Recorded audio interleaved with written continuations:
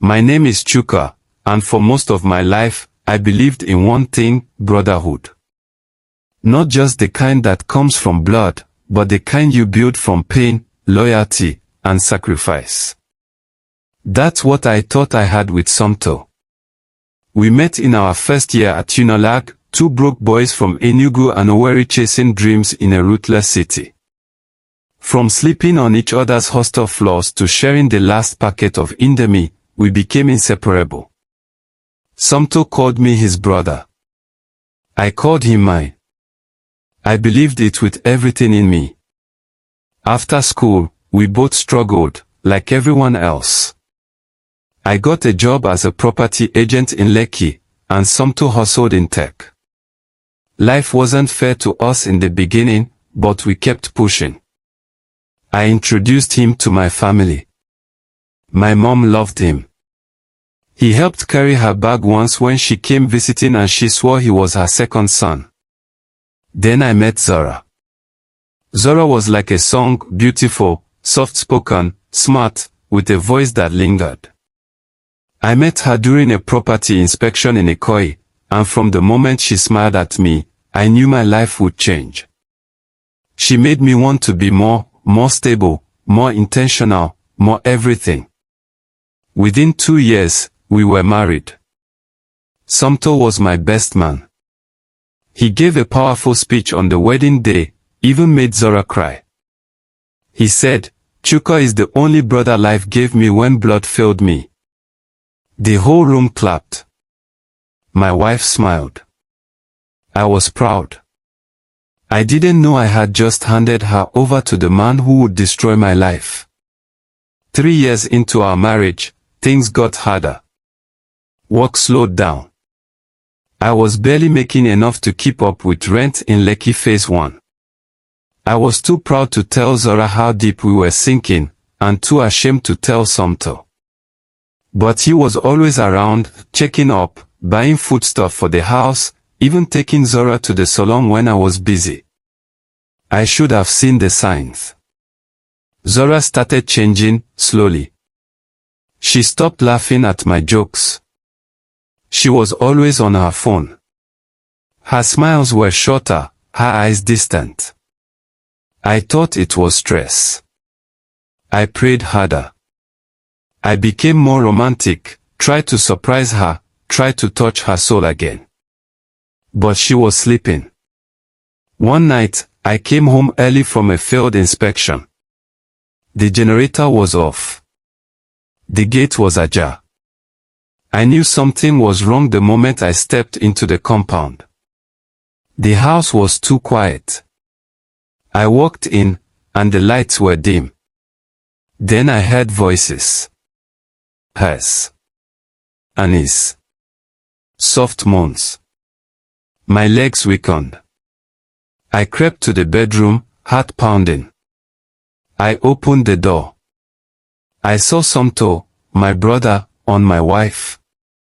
I stood there, frozen, empty, breathing without knowing how. They didn't notice me at first.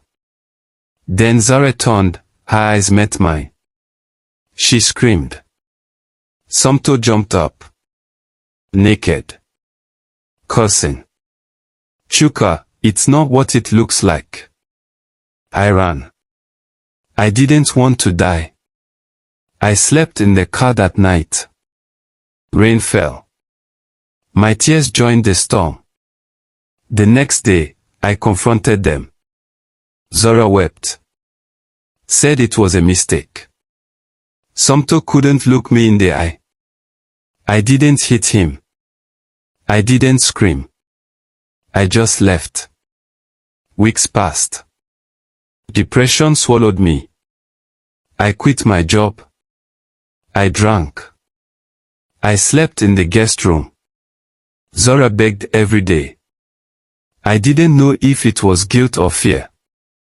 I wanted to hate her, but I still loved her. That was the curse. One evening, Somto called. Said he wanted to make things right. Said he was sorry. I foolishly agreed to meet him. He suggested we talk like men, go to the uncompleted building in Arcade we used to squat in during our NYSC days. I went. Alone. When I arrived, it was dark. He was already there, sitting on a broken block, holding a bottle of Jack Daniels. He handed me a cup. I refused. Why, Somto? I asked. You had everything. Why take Zora? He laughed bitterly. Because you took the life I was meant to have. I was confused. Then he stood, came closer, voice shaking. I loved her first, Chuka. Before you. She chose you. You always got chosen. In school. In life. Even your mom loved you more. That's when I saw the knife. I stepped back. Somto, don't. He charged. We struggled. I fought for my life. For Zora. For my unborn child she hadn't even told me about yet. We rolled in the dust. He slashed my arm. I kicked. He fell. And then, in that moment, someone pulled the trigger. Zora stood behind him. Trembling. A pistol in her hand. Her hands shook. Tears poured from her eyes. He was going to kill you, she whispered. Somto fell. His eyes still wide. Dead. The police ruled it self-defense. But the damage was done. Zora left Lagos. Said she needed to find herself again. I didn't stop her. I stayed behind, alone in a one-room apartment in Suralere. The house was small, but the silence was bigger than anything I'd ever known. I often stare at the wall and wonder, how can someone call you brother while sharpening the knife meant for your back? Please subscribe to this channel for more interesting stories.